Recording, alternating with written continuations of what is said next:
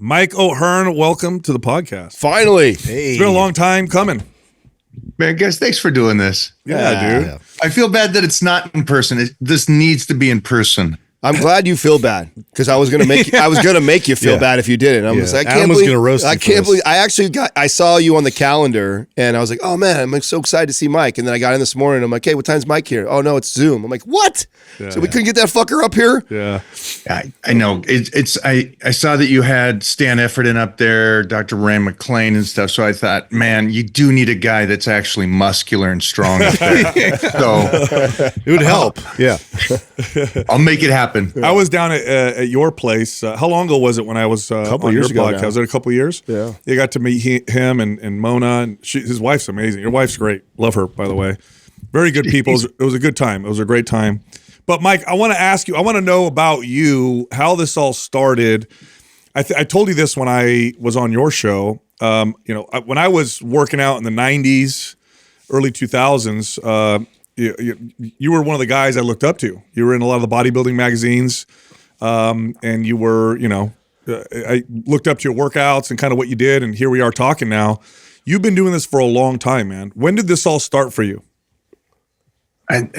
Geez, 83, I stepped on stage. 1983, I stepped on stage, but I always say I was kind of like bred for this because my dad was a football player and bodybuilder and mom was a martial artist. So there's 10 kids and 5 and 5. So I was following my older brothers and sisters from the start. And so I was lucky enough to be in that family, but also understand that when I opened the magazine and I saw Arnold and Frank Zane and Robbie, I go, whatever this is, I want to do it. And I knew at that age, 9 years old, 10 years old, and I just committed. And then 83 on stage, by 87 in the fitness magazines. So, I mean, we're closing in on. Yeah, how old are you at that point? So you hit stage at 83. At How old are you? 87, I was 17, 18 In 87. already. Yeah, and that's the picture Yeah. we have up there, right there, of him as a kid. So now so there's 10 of you. You have 9 Yeah. siblings. Yeah. Your what was that parents like? are 9. What was that like? What was it like growing up with such a big family? It was awesome. It was absolutely awesome. It was awesome for the aspect of what I do. I'm a gladiator. And so I love to tussle. I love to wrestle. I love the whole concept is, I know you guys probably too young, but there was a TV show. It was the Pink Panther, and he had that the guy that was always his butler kind of / Kato, and you walk into the house and you got to check over your shoulder because your brother's going to attack you. And so I love that aspect of having 4 older brothers that didn't nurture me. They pushed me to be better. So if they're going out to play football, I'm quarterback. If they're tussling, I'm putting the gloves on and going against my older brother. So it was absolutely a blessing. And then that's just my brothers. My sister won Miss Seattle. My other sister won the Washington State powerlifting. So it was like the whole family. It was incredible. It was incredible. I liked growing up in a big family where I was the youngest, and I got to see the mistakes, be told what should do and what you shouldn't do from a young age. Where did you grow up? Kirkland, Washington. Okay. Costco, Bill Gates, Mike O'Hearn, not in that order. So genetically gifted, your whole family obviously has got those athletic genes. You just talked to your sister, your brother, or is it powerlifting, stranger? Now you people know you as the guy that, in the magazines, you're in some movies and TV, kind of bodybuilder, but you competed in judo and in powerlifting. Tell me about that. Yeah, it was one of those requirements at the house that we competed in martial arts. Fully understand looking back now because you got 2 parents that work and they had to have some kind of discipline in the house. So martial arts was kind of a forefront for us. And I started out with Taekwondo and karate, and then I hated the point system, and I was a wrestler. I got lucky enough to meet Mike Swain as a young kid. Mike was one of our best Olympics judo players, and I know he took Mike. me under his wing. I know Mike. I did judo at San Jose Buddhist, and he would come by and teach us when I was a kid. He's an incredible judoka. So did he teach you? Yeah. No way. Yeah, that's how it really, he goes, wow, you're a 280-pound guy. You can move, you're athletic. I was on Gladiators at the time, a 20-year-old kid, and he's like, let's go. So that's the love of it. Wow, that's great. So you competed there, and then when did you do powerlifting? Powerlifting started in '83 as well. I was a young kid, and bodybuilding and martial arts at that young 13-year-old age. I did my first powerlifting meet at 13, 14. I won it. Did my first bodybuilding show, Teenage Washington, and I beat 19-year-olds. And I'm just a pup, and so I was like, I'm in. I'm still in. I love it, and it was love. I loved it. Yeah. Now, I love the you know what it was, and you said this best, and I wish I could get this quote, but you guys do this better for me. It's the guy that likes the journey will do better than the man that wants the destination. Right. And it was one of your. Sal's. I think that's yours. Yeah, that's one of Sal's We made famous. a T-shirt out of it. Yeah, that was one of Sal's famous quotes. Yeah, The man that loves walking will walk further. Yeah, than the man that loves the destination. That's right. And the shows were great. The magazine, the covers, the competitions, the wins were great. But I loved the grind. I loved the daily preparation. I loved the schedule. I absolutely love it. And that's one of the reasons, I think it's the main reason I'm still here today, being absolutely not bright enough to figure out how to stop. So I love it. How old are you now, Mike? I'm 56. Holy Toledo. And now so you are widely regarded, whenever somebody talks about natural, and then there's lots of controversy, your name always pops up. Talk about that for a little bit. Why did you not decide to use performance-enhancing substances? And talk about the role of genetics. I think people don't quite understand the wide degree of what genetics can do. I mean, I use the example of Ronnie Coleman. He was a top 10 Mr. Olympia before he ever took steroids. Bigger than 99.9% of anybody taking steroids could possibly get. So talk about that a little bit, and why did you decide to never use or to not use performance-enhancing drugs? And how do you feel about that controversy now? Because it's still today, your name's brought up, like, oh, that guy, he's definitely on something. He's not telling the truth. I don't care now on the aspect of, if you want to say I'm gassed out of my mind, say I'm gassed out of my mind. You want to say I'm gay, say I'm gay. I don't care. I'm just at that age, you know what I mean? It's like, it doesn't matter what you guys say. It's like, cool deal, man. Whatever you want to say. I would say to the youngsters, though, be intelligent enough to understand this. If you destroy yourself, and if you're doing it incorrectly for a bodybuilding trophy, and that's the main thing, it's like, if you're going to do it when you're in a teens or in your 20s, you won't be there in your 50s doing what I do. Yeah. And that's the understanding of it. And you can say whichever way you want to go with this, but you got so much potential at that age to not rush it. And I was blessed enough to be a freaking monster at 15 years old, 280 pounds, winning powerlifting meets, winning bodybuilding shows at that size, at that age, to where I was like, well, let me, and the goal wasn't not to do it. That goal, that discussion or the choice to do it changed when I had my talk with Joe Weider. And that came on later on. I'll tell you the story, because it was one of those things that was at those aha moments.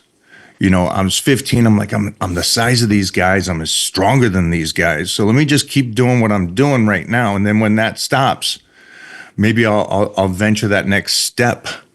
But the cool thing was it never stopped. And I kept getting stronger and stronger, and still doing 250-pound tricep extensions today, where most people can't do a skull crusher. Right. By the time they're 35 and 40. So it's one of those aspects of do the best you can when you're a youngster and save anything, that free ticket for when you're older. Today's program giveaway is MAPS Powerlift. If you're interested in winning that, leave a comment below this video in the first 24 hours that we drop it. Also, subscribe to this channel and turn on notifications. Do all of those things, and if you win, we'll let you know in the comment section. We also have a sale this month. MAPS 15 Performance and the RGB bundle are both half off. If you're interested, go to mapsfitnessproducts.com and then use the code May50 for the discount. Here comes the show. Is my recommendation. Tell me about to the anybody. conversation with Weider. What was that like? It's freaking awesome. So I am there at a photo shoot, and he pulls me aside and says, "Hey, we're going to shoot." There was 5 of us guys there, and 4 of those guys just got off the Olympia stage. And he says, "We're going to shoot you last because I did something special for you." I said, "Okay, that's fine. I got no issue. I'm with the Olympia," and I got so much respect for anybody that does this, but at that level, it's just true respect. And I'm the kid, I'm a 20-year-old kid there. So I'm like, yeah, I'll sit back, wait until my turn to shoot. So the other guys shoot and they leave. And Joe comes up to me and brings in these bales of hay and does this whole big cover of a romance book for me. Sets it up and he said all this. And he says, just so you know, what you are right now, 99% of the world wants to be that. You're going to be on this cover. You're going to be this. Those guys are incredible for what they do, but only 10% of society wants to look like that. And I go, so what do you say? He says, keep doing what you're doing. You don't need to change. You don't need to be like this or that. Just be you. And you got a career. And I was like, holy sheesh. So I can continue to do gladiators and do martial arts and compete in powerlifting and bodybuilding and all this stuff, which I wanted to do, and not go any further with any kind of help to take me to another level. I said, great, this is great. And I don't know why this is, but it's like people think that it's health and fitness is all about, or life is all about that muscle. It's about the ligaments. And so if I understood enough that this stuff hurts the ligaments and tendons, where if you can just continue to get stronger over a slow period of time, you can strengthen it. And you don't get the imbalance of muscle getting extremely strong fast and your ligaments not, because it doesn't work that way. Your ligaments are slow moving. So it was like one of those conversations that he hit me over the head and I said, I'm good. I'll just continue this slow path. Oh, that had been one of the most pivotal conversations you ever had then.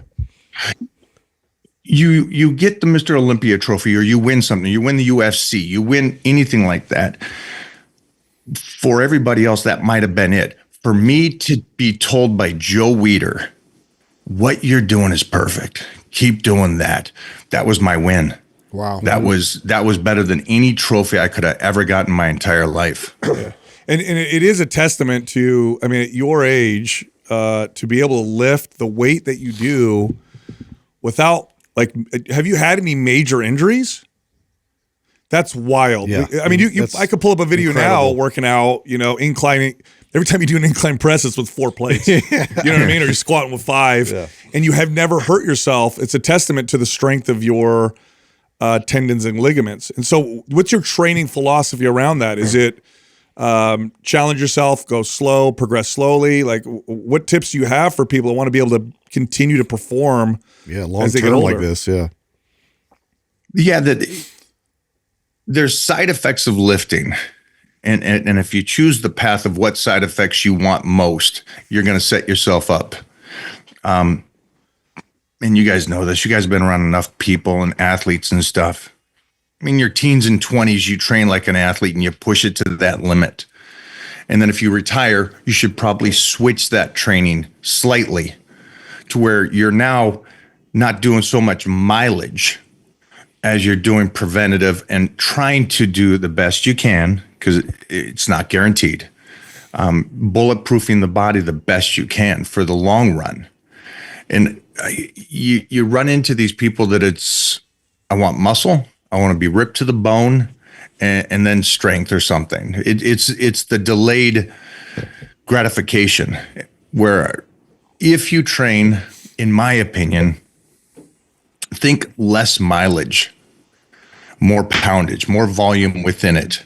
I'd rather do my 7 sets of 5 than my hypertrophy training 3 sets of 15 or 12 or something. It's like, well, one is going to cause me stress to the whole body, which I prefer, and it will set us up to be stronger in future, compared to just the mileage with the lighter weights. So for me, that's it. It seems to work for not just me, but for people I work with around the world. The bone density, these guys come to me at 40 and 50, and then within 5 years, their bone density is so much better. And you're like, well, here we go. And then again, it's the mileage. You know, at the end of the day, I know that I've been training since a pup, but I'll guarantee my rep range, it's as half as a guy that's been lifting for 20 years. Do you moderate your intensity with that, or are you going like max out? I lift at a 70% range. Oh, okay. So you're practicing. So I'm right in that 70. Yeah. Okay. I don't do 100 because, you know, 100 is every once in a while. You know, we all have the hiccups where sometimes those workouts are at 50%, but I try to keep it around 70%.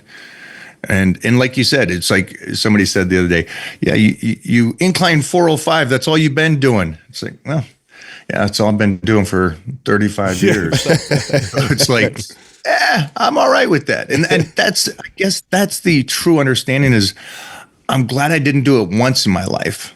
I'm glad I got it. So it's like, I'm glad I didn't. I've done 500. The 500's cool and stuff, but I like the idea that it's 405 for 35 years. It's like, okay, that to me and my lifestyle is better, mostly because I have. That's more impressive. I'm a late father. And so I got a little 5-year-old that's going to be throwing me around in 10 years. And I kind of want to tussle with him in 10 years. And so that means more to me. That's actually what I was excited most to talk to you, because I know that about you, Mike. I'm not quite as late of a father as you, but I didn't have my son until I was almost 40, and he's 5 right now, getting ready to turn 6. And you know, I thought at one point, I don't know if you thought too, that maybe you would never have kids. I wasn't sure if I was going to, and just has radically shifted my life. I mean, just completely. How has that been for you? I mean, a guy that has built his life around what you've done and all the accomplishments, how much has having a child changed that for you?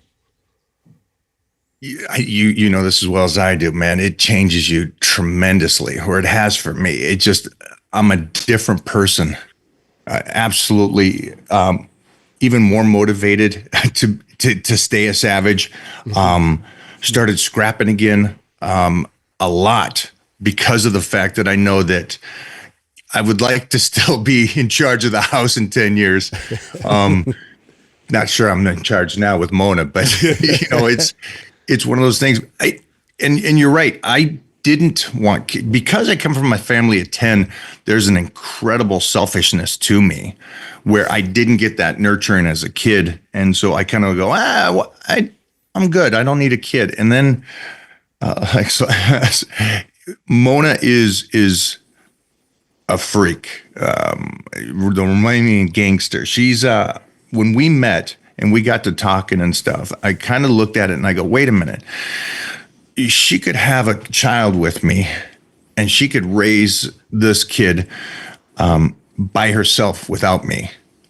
And the reason why I say that's important is because of the fact that life isn't fair and some things happen. And it's like, well, if I have a child with this, are they both okay? And it's like, you don't need to ask that with Mona. She'll be fine no matter what. And so I said, okay, I'm going to have a kid. And she didn't want kids either. So it was just kind of two people that met at the right time that said, let's have a kid. And then my son changed my life to, I have more motivation. I don't miss workouts. So it's an amazing thing. And I think for everybody out there, and I'm a dog guy. And I was like, I don't need kids. And then you have one and you're like, oh, it's different. Yeah. I get it now. Yeah. Is your son showing signs that he's going to be into the same stuff as you? He's 5, you know, so it's early. You know, it's just fun right now. But because He's estimated to be a 6'9" kid. Is that what they said? Yeah. So, and Mona's got 7-footers in her family. Oh, wow. Yeah. So Wow. Okay. we did coordination wise want to get him moving and grooving and understand his body length. So we did get him into martial arts, jiu-jitsu at 2 years old and wrestling by 4. So it's fun to watch him, but he's the kid that goes out there, wrestles with somebody, wins or loses, and he's still smiling. He walks off. So it's a fun process right now. That's great. Have you caught yourself as a dad in kind of like a dad moment, realizing how much you're enjoying something that you didn't know that, like, I didn't think I'd really love this as much as I love it. Have you caught yourself doing something like that? Every day. Yeah. How wild. I set myself up pretty good for the life I wanted to live.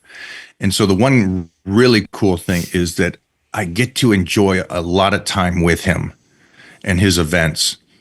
And so it's just like, it's the silliest things. It's just like him catching for the first time baseball or playing football, and just, all those moments. I kind of, I'm trying to really live in it, because you guys are all understand this. It goes fast. Yeah. Very quick. And we were just talking about having a kid, and now he's 5. So it's like, wow, it moves.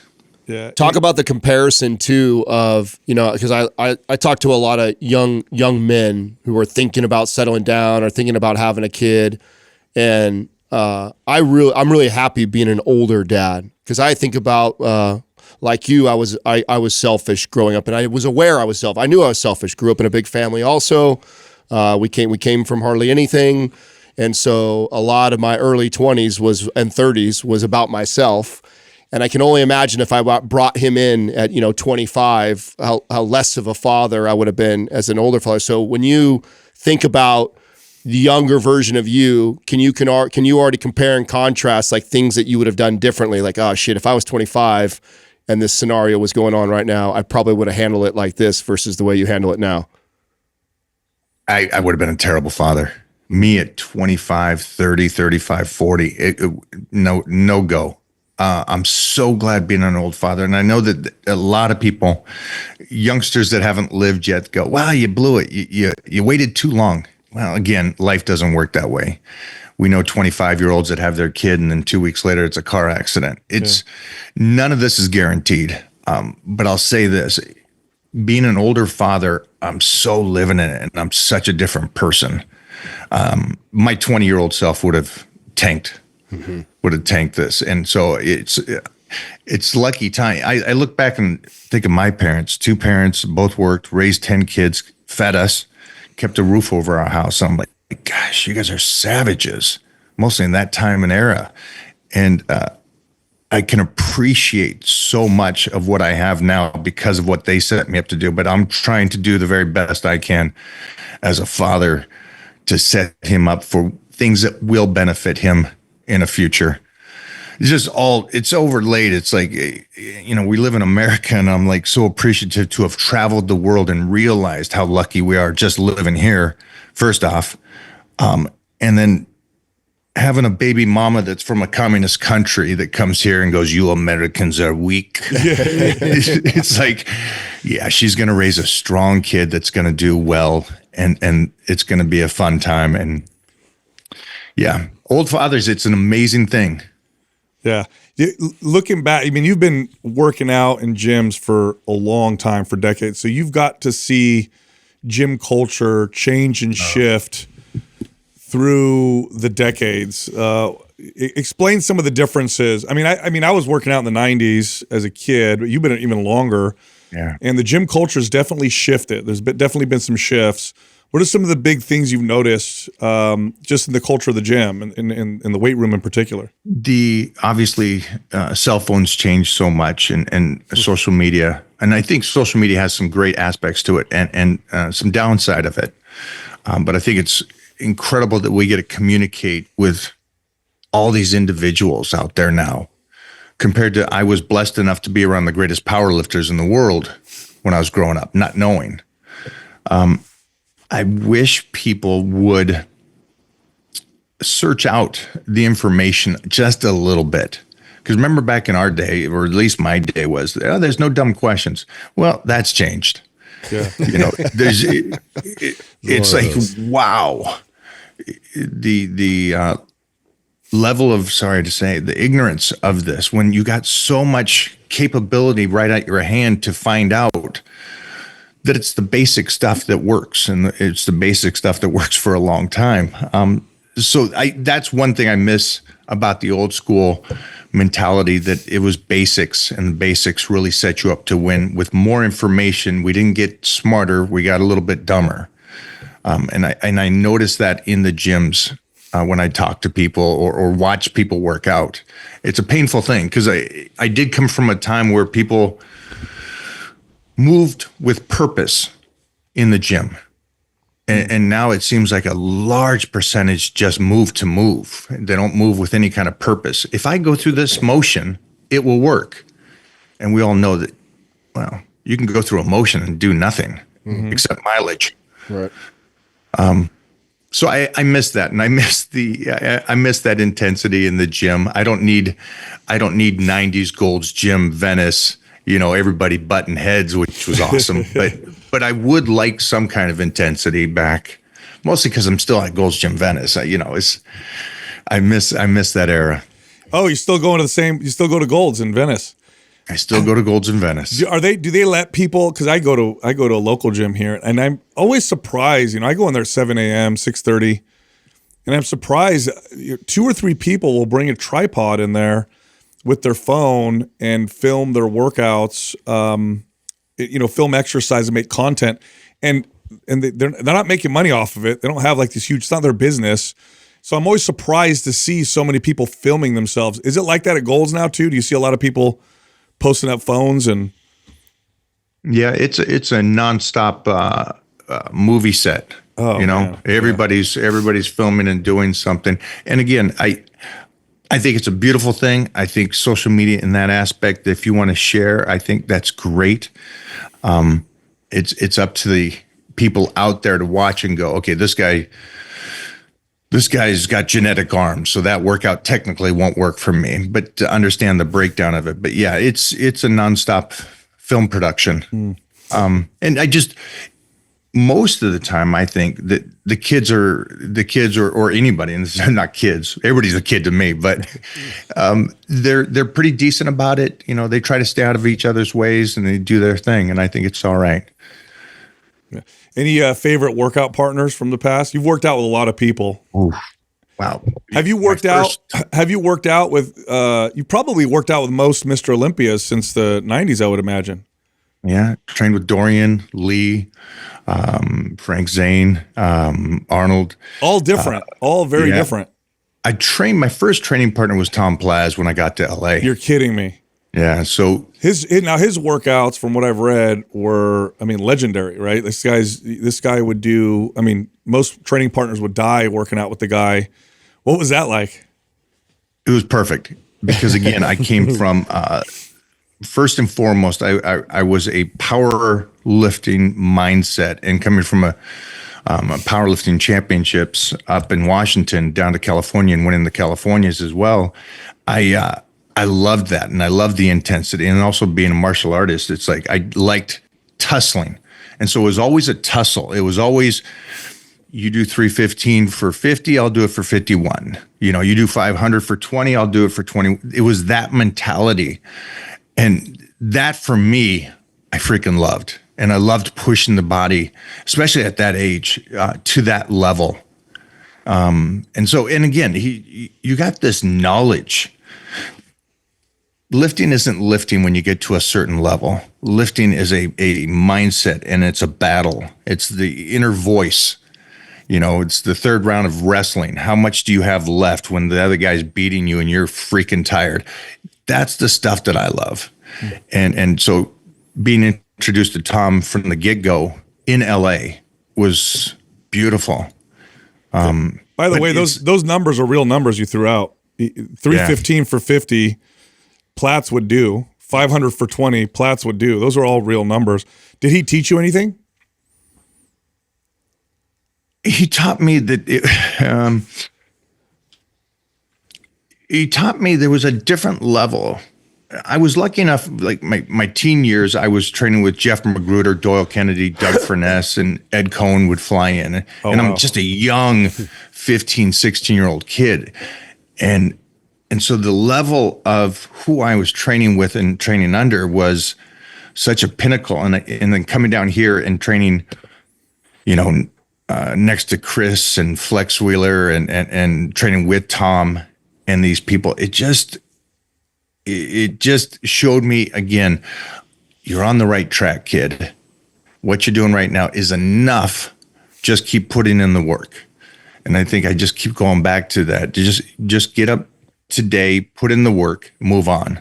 You're not as great as you thought you were last year. Last year's last year. Whatever titles you won, it's over. What are you right now? And that was my goal. My goal was basically, I didn't want to have to put on a suit and tie for anybody unless I wanted to put it on, and I wanted to be able to work for myself and lift.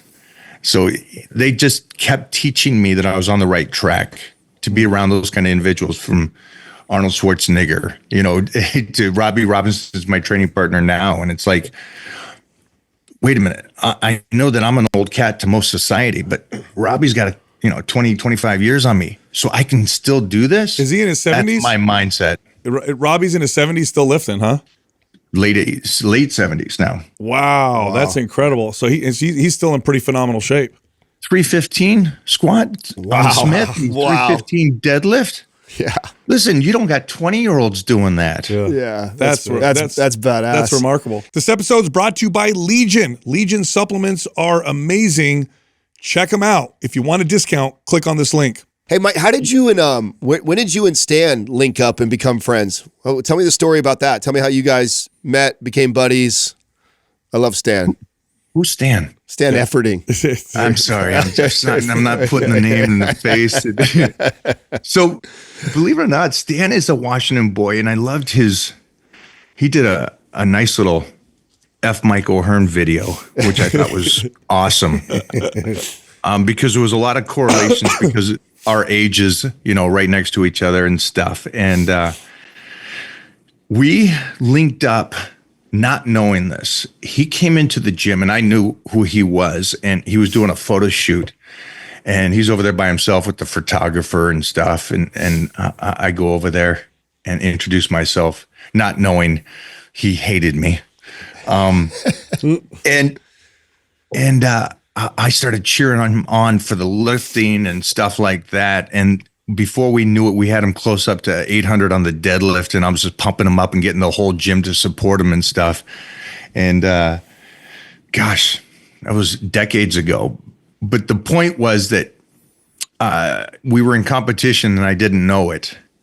Because I'd win the Washington State, and then he would compete, and then he tried out for Gladiators, and I got Gladiators. And so there was a lot of back and forth that I didn't know about. And so when he showed up, I guess that changed it, because I was a fan and supporting him like that. And we've been friends ever since, close friends. That's how that's how the whole relationship. And he admits that he didn't like you initially. So initially he didn't like you before you guys met. Yeah, from what I understand. Because I didn't know how much of that was played up for social media and you guys just fucking with each other and having a good time. Because I know you're buddies now, but it sounds like he was competitive with you before he ever even met you. He was. He was, in a sense, and I was a fan. And so, yeah, so when we did meet and I was supporting him on that, he kind of went and messaged me later. He goes, man, my bad. You're a great guy. So it's been a cool, fun relationship. And I like the aspect that the majority of people don't realize it's a friendship. Yeah. And us old school guys like to bust each other's balls and stuff like that. So people don't get the whole F. Mike O'Hearn thing. That's awesome. So, I mean, it's funny because, you've been doing this for a while, Mike, and now you're kind of a picture of longevity. Whereas in the past, it was strength and muscle, aesthetics. And now it's like Mike O'Hearn, longevity, no major injuries, still training hard.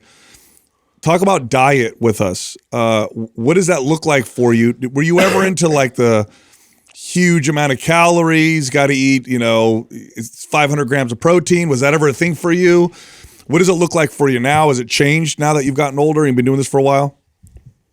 No. The first thing I do with weightlifting and nutrition and with any of this is I don't believe I can speak on it unless I do it. And the one thing is that I'm lucky enough to be such a big guy that I have no issue if I want to lose 10 pounds of muscle, I can get that back on. You guys know memory muscle and all that. So I have tried every type of nutrition. I've tried fasting. I've tried keto. I've tried, all these aspects, and I try to learn from it and understand what it does for me, which is great because then I can speak about it. But yeah, in my young days, and this is what we will do, and we have been doing with Titan, is that when you're a youngster, put that size on. When you're in your teens and your 20s, I don't want you fasting. I don't want you on the low carbohydrates. I would like you to have some fats and some carbs. Get that size that you can retain that muscle throughout your life. So that's one of the biggest things. And then for me, at this stage, I'll still go in the off season and take in that 320 grams of protein and try to get my carbohydrates up there. And I always say that it is me trying to fix my metabolism, because you guys know this is, people think when you're doing a bodybuilding show, oh my God, you look amazing. Your body's functioning perfect. Yeah, right. Well, it's not. You're doing 2 hours of cardio. You're in a deficit. You're starving yourself. You're training like a madman. And so you're overworking your body and not feeding it enough. So you can get sliced and look like $1 million.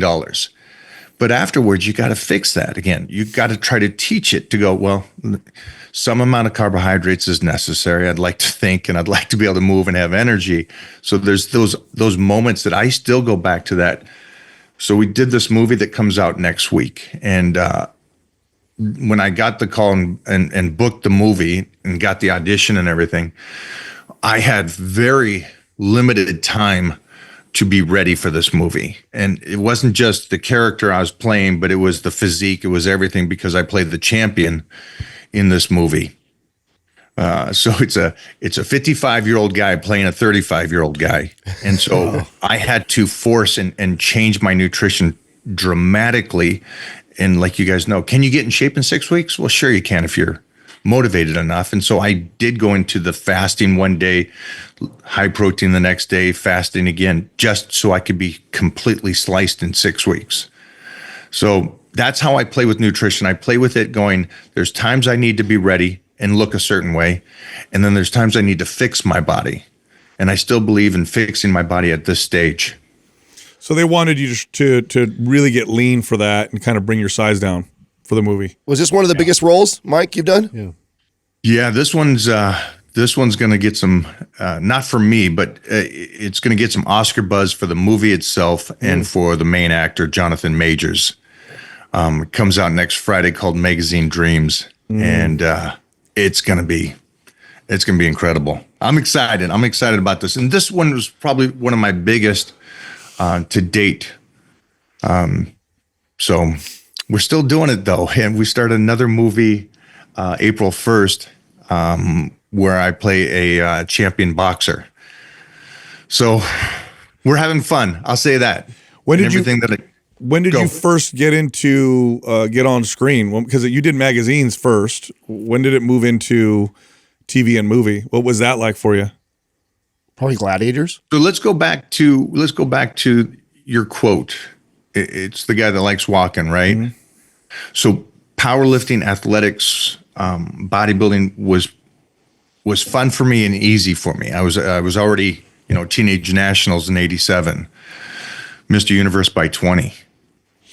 What hasn't been easy, and I stayed in it, is 1990. I booked with Bruce Willis, Goldie Hawn, Meryl Streep, Death Becomes Her. And then weeks later, I also did, started American Gladiators. I've never not acted. Hold on, you were in Death Becomes Her? I know. I'm trying to remember what part you're in. I've seen that. I remember you from Workaholics. I'm one of the buff guys. There's 6 of us. Oh wow! Okay, that's great. Yeah. So, and I think hopefully this helps the people out there. No matter the time it took, I never not went out for auditions. I never stopped classes. I never stopped trying to act. It just didn't happen for me quickly, except for like, Gladiators and Battledome. And that's just because I had to kick everybody's asses. So, that was fun. But the projects are slow. And only in the last couple of years with Divinity, with Steven Soderbergh, with this and these other projects, it's taken a long, long time, but I never gave up. Talk about Gladiator. What was that like getting on that show? And had to be so cool. How real is it? Is there any scripting? Because sometimes reality TV, it's scripted or whatever. So what was that process like? The original Gladiators was awesome. The original. I was on the original, and first of all, just watching those guys in front of me, learning, and then it was full on. You're going ballistic because it's a game show. You can't pull back on one guy and go harder on another guy. That's kind of the contracts they have with game shows. There's no cheating, and so that was incredible. And again, it was one of those learning moments as well because you sit there and you beat these people, and there's only 5 of us guys. And you have to understand, if you're injured, you're off the show. They don't need to baby you. They don't need to cuddle you and go, hey, well, maybe take the weekend and come back on Monday. We have a show to run here. If you get injured, you're off the show. Goodbye. We'll get the next guy. And again, I appreciate that kind of growing up and mentality, and I can accept it. And that's the one thing I saw with the 2 TV shows they did. I did a documentary, 30 for 30 on Gladiators. And there was another one done as well. And I liked the aspect that you got to put in the work. You got to stay as healthy as you possibly can. And it's you and the responsibility of yourself. But you're replaceable, and I know that's a harsh reality, but we're all replaceable. The world that's the one thing they say, you pass and the world continues without you. So that was the one great thing I learned as a young kid. And again, I kept that mentality through this whole thing. How many champion bodybuilders do we know that win shows and they're irrelevant after that because they didn't continue to do the basic work? Well, I won a show. I should be famous. I should be on the cover of the magazine. Well, there's a lot of guys that want to be on the covers of the magazines. Does that make sense to you guys? Yeah. Yeah. So when you get on Gladiator and you're again, there's no script on that, right? You're actually trying to win. They're trying to beat you. Yeah. What was that competition like? The original one was great. It was absolute. They got some great freaking athletes against us. And then I went on to another show after that with Terry Crews, and it was his first acting gig, a TV show called Battledome, which took Gladiators, and we stepped it up even another notch. And so that one was even more violent, and it was perfect too, because I was, at this stage, I'm a 30-year-old kid, and it was just like, the only thing bad about Gladiators or Battledome or any of these shows is you got to wear spandex. But besides that, you get to get up and go fight 6 guys in a day and get paid crazy money for it. And you get to do these games that, nobody gets to do. So it was tremendous. It was crazy. And then it was also just great that when we came back again on the new American Gladiators, that was NBC, and that took my name and out there and put me up another notch, mostly coming back and being the team captain for American Gladiators. So it was, it's just fun. Just all that stuff is fun. Like you guys were saying earlier, is like TV shows like Workaholics or Sunny in Philadelphia. Mm-hmm. Being on these shows with Danny DeVito, somebody I grew up with, and just these guys are, again, you realize why these people are still working today. At one point they were good. At another point, to continue that career, it's character. Just good people. Yeah. I got to ask, though, what was your favorite event in the Gladiators? Because there's a lot of really cool games you guys did. Yeah.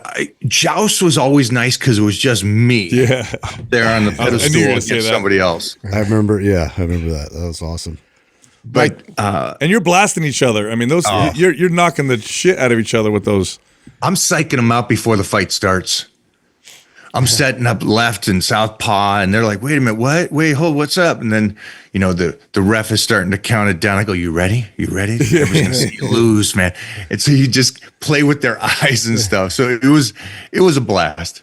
And yeah, so the joust was just tremendous. But Powerball, you're just taking guys' heads off. Is that what the tennis ball you're shooting them with, or No. That's where they put the balls in. I the, didn't in get the to little... do that one. I did the athletic ones. yeah. Powerball was yeah. the little ball in the holes. Yeah. Oh, yeah. And they Okay, basically had I to, remember like football. You gotta defend tackle that each straight. other. You gotta tackle them from doing it. And they got to put it in the little holes. Yeah, That's that was right. That was a cool one. Yeah. That one probably requires the most athleticism, I would think. Yeah. Just because you it's got to like tackle And them. highest rate of injury on that one, I would say. Yeah, a lot of blown knees on that. Mike, talk a little bit about the business side for you. Like, you've done so many things that's generated revenue for you. What has been the most consistent thing for you business wise, cash flow wise, over all these years? Wow. It's the stuff I did with outside the health and fitness world. Oh, interesting. Yeah, I come from a family that respects money, and I put my money away, but got involved in real estate and commercial real estate young. And so I started buying up apartment complexes as a young pup, and continued to do that throughout the decades. How old were you when you bought your first complex? 28. Wow, good for you. Wow. Yeah. So it's one of those things that it's the outside. Take this finance, and put it somewhere to where I can build a foundation to where I didn't need to worry about it, about the health and fitness. Because that was one of the things, is like, you can't make a living from health and fitness. Well, you can if you're smart. It's not the shows that win it. It's the what you do with yourself and your personality and your image. I love that. Did you was somebody in your family already into commercial real estate, or how did you educate nobody? You taught yourself, self-taught, or what? Not self-taught. Being around people when I got to LA. And one thing I did know, I knew early on that was one of Arnold's biggest things he did in the 70s. And Arnold was already beyond set before 75 and 80 Mr. Olympias. And it was because of that. And, when I got to California, I could see that the people that were winning were doing that. And so it was just, again, I when I first got to LA, even though I got American Gladiators, I still personal trained. I still put myself around these businessmen, and then I listened, asked questions, and then put the stuff away. What's the best cash flowing property that you have? Was it the very first one you did, or did you find other ones that ended up doing better? Do you know the best one off the top of your head? Yeah, I got a couple places in Sherman Oaks that have stayed consistent and taken care of themselves. Are they single family, or are those multi-unit? Yeah. Multi-unit? Yeah. We're actually up to levels of where some of Mona's places are 250 to 500 units. Wow. Yeah. This is such an important conversation, I feel like, because there is this thought a lot of times that these guys that get famous on covers of magazines and this, like, the money just pours in from there, and they make so much.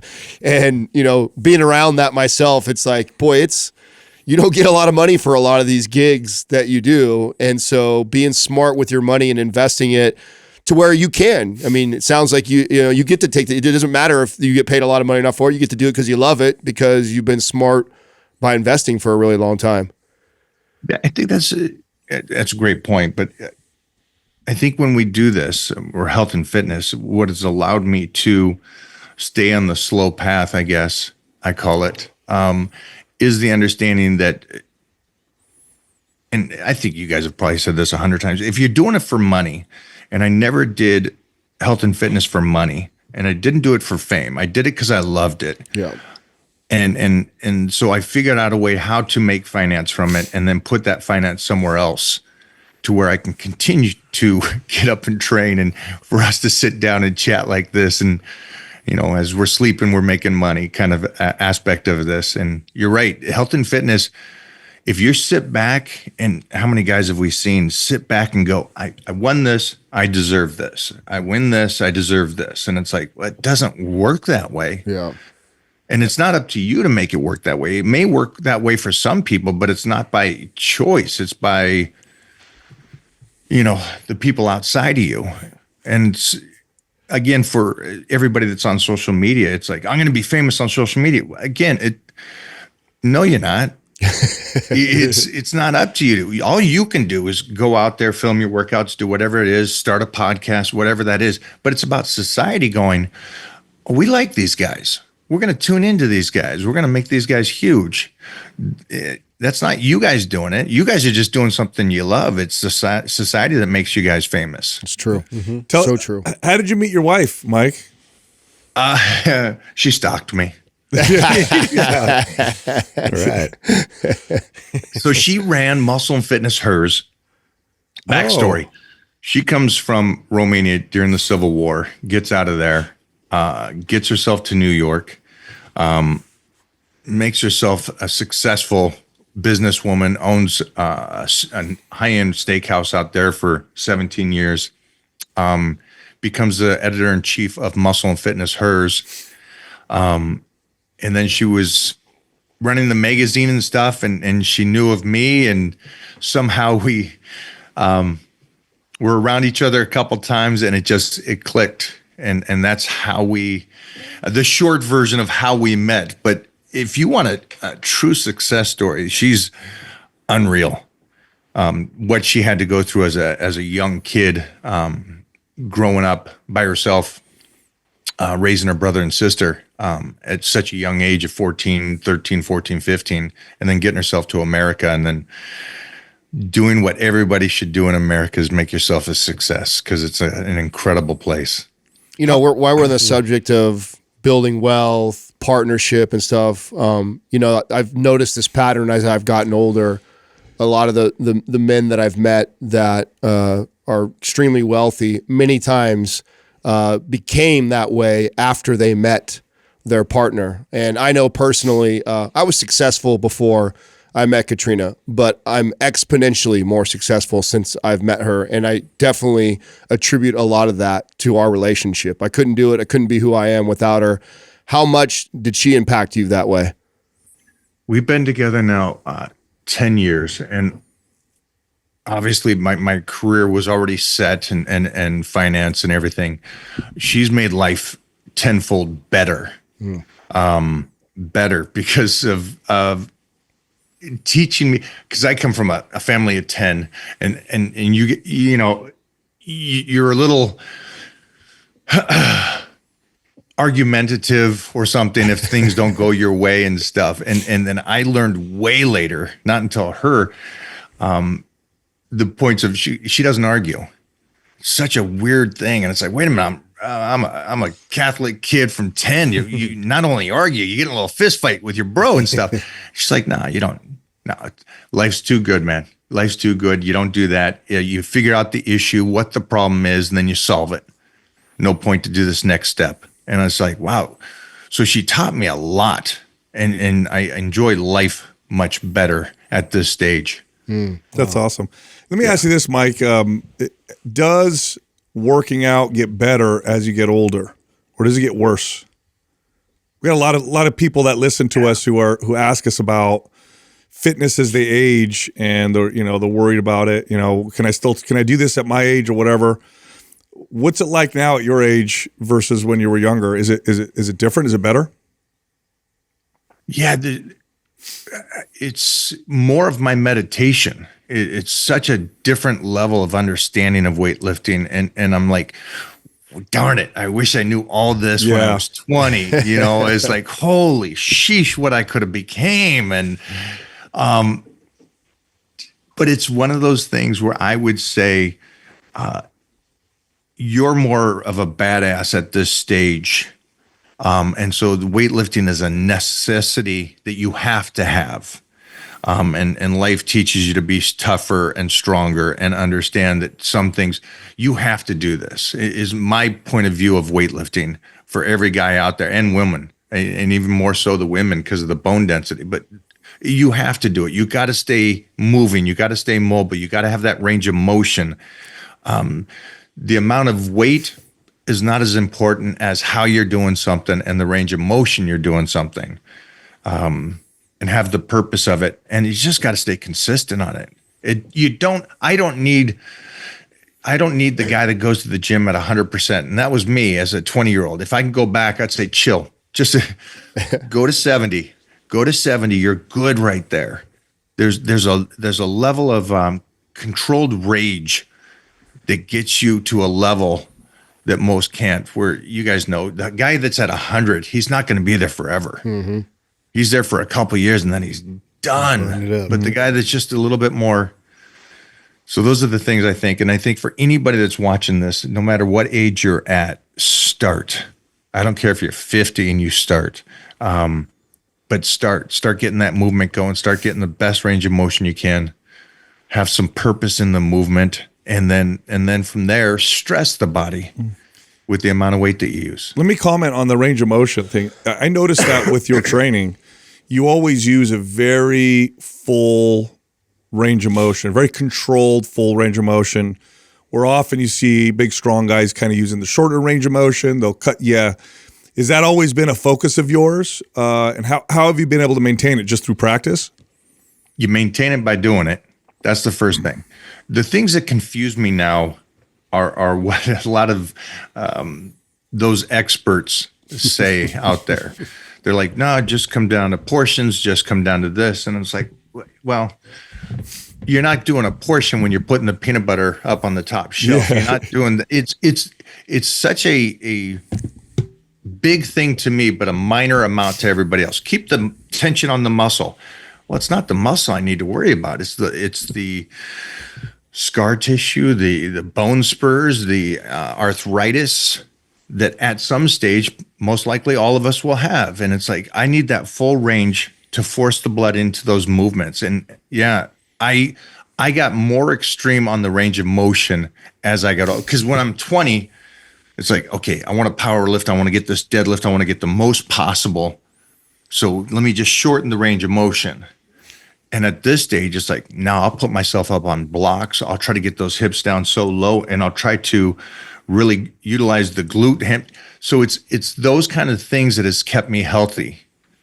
And it's like, I'm not just doing, 250-pound tricep extensions. I'm trying to do a full range of tricep extensions with that range. Now, I know that's ridiculous numbers, and nobody needs to do that. And if you can tell me how to stop, I'll stop. But I love the full range of motion and setting these things up in those ways to where the incline press is even harder, because I'll put a block behind there, because then my shoulders are rotated around the block more. That means I can move it more. And I notice this stuff too tremendously when I go roll or I'm wrestling or I'm rolling, and I can just feel, okay, this range, he's got me here, and that arm isn't strong enough to pull back in a situation to where I don't get locked up or anything like that. And I just absolutely love that. And so, again, the reason I think I talk about health and fitness so much now, still, when this isn't necessarily what I have to do, is because I wish more people would be able to live like this, like the Robbie Robinsons, and be able to enjoy 80 years of being able to, walk into the gym like a stallion, like he is, and others. And it's like, continue to live that life and have these kids, we got a couple 5-year-olds, and be able to tussle with them in 10 years. Yeah. That's awesome. Mike, when was the last time, can you recall, somebody dropped wisdom on you or gave you something of great value in regards to training, overall health, your fitness journey, that unlocked something for you? Can you recall the last time? Frank Zane doing pullovers. Yeah, just a little while ago. Frank's a friend. And again, being friends with these people is just unreal, because I'm still that 14-year-old kid walking into the powerlifting gym, and I can still smell the baby powder and stuff. It's like, wow. So I'm with Frank, and I'm listening, and seeing somebody at his age still be that freaking alpha. Because you think of Frank and you think, well, he's the professor, very kind and stuff. Well, yeah, there's some kindness to him, but he'll still go. He'll talk some smack. He'll talk about out squatting Arnold. He'll talk about this stuff. And he was talking about pullovers. I believe in pullovers. I believe in behind the neck press for me. I believe in that range of motion. I believe in, if you don't want to do behind the neck press, but can you move? Can you put a stick behind your shoulders or neck or anything like that? Or did you just completely stop and you stay in the safe zone? And that's it. That's all you're going to do. This is as far as I'm going to move. And Frank, he was doing pullovers, and then he was teaching me how to do pullovers. And I go, well, you know, a lot of people are going to say this is going to hurt you. And it was just improv. They may get hurt. I won't. And I loved that because again, you're around somebody. You can't talk about something. You can't say that you're smart about something if you haven't been a success in it. So you got these health and fitness people out there going, hey, this is how you should do it. Dude, you're 150 pounds overweight. Shut up. Right? But you got Frank Zane that's not only healthy now, he's done this journey. And so I love listening to that. And so that was one of those moments again where you're around these kind of people. If you just listen and you don't even have to ask, you just listen to them talk and you just like, there's a nugget. That's a good one.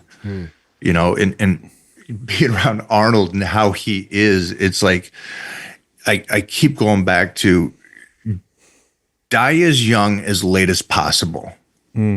That's what this is. We're still kids at heart, you know. I can imagine as a father, you see your 5-year-old do something, you're like, oh, I want to, you know, get down there with him and do something. And so I think the knowledge is there with all these kind of people. Put yourself around those kind of people. I think that's one thing I didn't realize I was doing from the start of this journey, is that I was putting myself around these guys that were the greatest in the world at all different levels, from real estate to powerlifting to bodybuilding to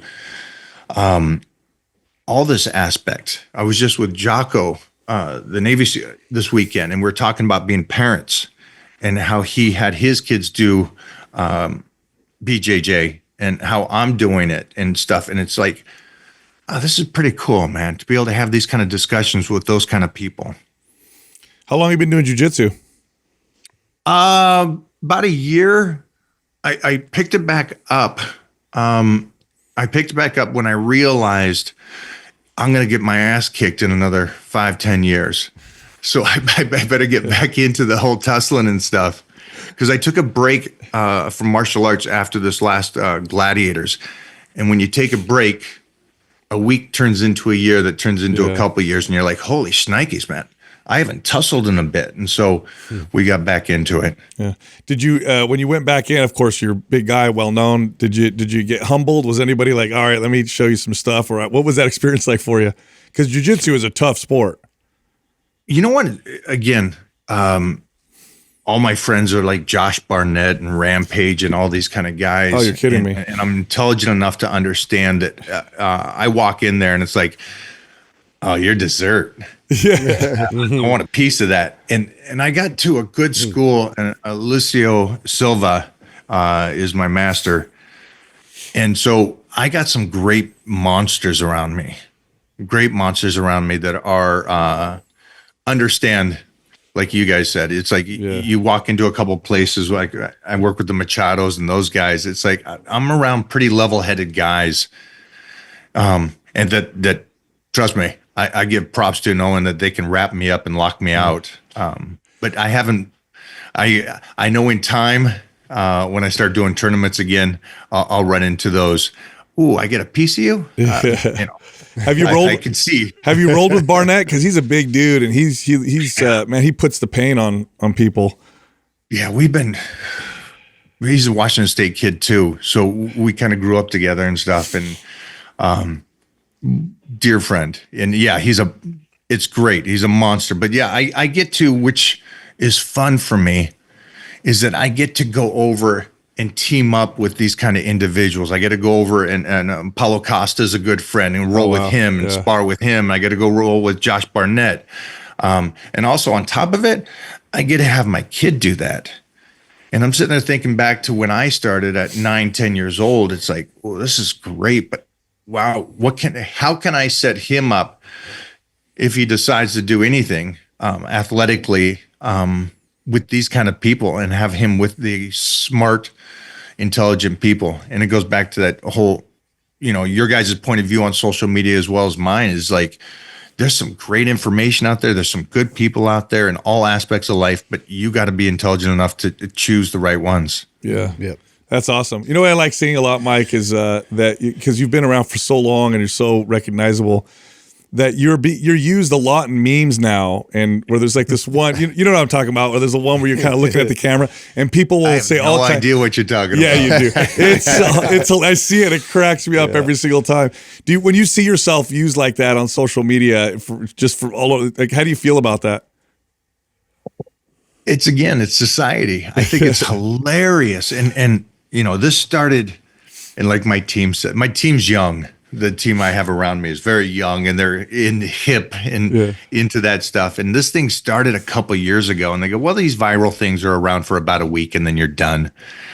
And this thing's still 2 years later, still going. Have you guys seen them? The ones where he's looking at the camera. That's hilarious. It's brilliant. Yeah. Kills me. But they have fun with it. And this thing went, and this is a great thing, this thing went so ballistic that a great writer in the UK got funding and everything, and we're going to be going over to film in June a movie, and to where I'm the meme guy, and this whole thing plays out. I was like, wait a minute, hold on, wait a minute, what? So yeah, it's kind of it's a pretty cool concept, but yeah, the memes are great, they're fun. Again, wasn't up to me, but I'm fine with them using me as the giga. Any business projects that you've done, Mike, and you did it one time and you go, I'll never fucking do that again. I'm over that. Like, you've got to have done some things that you went into maybe excited about or thought you'd like, and then you did it and you're like, fuck that, I'm never doing that again. Ooh, that's a great one. I think I've worked with people. And again, this is another one of those things where Mona teaches me that the finance shouldn't outride the energy. I know that sounds lame and stuff or whatever, but it's like, if you don't get along with somebody, or there's just something up, even though the money's good, probably step away from it. And so I've dealt with things where I thought they were great. I did a thing called the Frog, where it was a machine. Oh, I remember that. Push out. So if you ever do it, not look at it, but if you ever do it, you are going to get destroyed. It's unreal. And it's just the core strength and your body strength and everything about it is just, wow, that's a second level. But again, unless you do it, you look at it and you go, that's a cheap thing. That's bullshit. That's not. And it's like, well, the owner was out of his mind, and the machine was too much for the average person to look at. And so, there's the hiccup again. It's like the machine was great if it was kind of promoted in a different way or something. But yeah, it's the person. It really is. And I think, the older I get, it's like, I just want to be around those people that are fun. And somehow you'll figure out the money and you'll figure out everything else. But if you're having fun with this stuff, yeah, you're golden. You get in the supplement business. You create and sell supplements. How do you feel about that? We did this. I did it with a buddy of mine, Whitney Reed, and what was great because we did it during, and I've done it throughout my life a few times, but it's one of those things. The attorney and somebody pocketed all the money and stuff. Yes. But I did something with Whitney Reed, which within a year during lockdown, we were in Walmart and everything. We killed it. But I know the company itself had a hardship. The main company had a hardship, and so they had to cease. And that's always a good thing. I think here's the one thing about food and supplements for me. I think basic stuff done day in and day out is better than this is the greatest thing in the world and you can't financially pay for it or buy it. But if you do this, you're golden. I don't think there's a trick. I think protein drinks are great. I think they're really great if you're flying somewhere or you're you know, going somewhere and you're in a rush. And I don't think they need to be so crazy high end to where it's like, well, this protein drink is tenfold better than the next one because of this, this, and this. It's like, well, you give me some protein, I'm golden. We're good. Awesome. Mike, it's a good time talking to you, Mike. We got to get you in the studio. I'm coming up. I'm coming up, bringing baby mama and the little one. Is the movie in theaters or streaming? Where's it going to be? Where's it going to be at? So Magazine Dreams comes out next Friday, and it will be in theaters worldwide. Okay, cool. Awesome. So Exciting. you guys, you'll hear about this. You can watch Con Man is on Amazon. I play Mr. Green, a hitman. Divinity, where me and Steven Dwarf figured out the code for longevity. Odd, right? And what else we got? We got a couple documentaries that are out right now. 30 for 30, Gladiators. Yeah, so we got some stuff that's moving and grooving. Yeah, busy, man. Thank you, Mike. Yeah, yeah. It's a great time, man. I really enjoyed visiting you guys down there, and I'm glad you finally came on the show. Can't wait to see you up here, man. Yep. Thanks for doing this, guys. I appreciate you guys' time. You got course, it, brother. God bless, man. Say hi to your wife for me. All right, I know you liked that episode. If you did, check this one out. Walking, it's one of the best things you can do for your health, bar none, but there's a better way to approach it. Yes, you can just walk, but if you follow the right protocol, it's far more effective.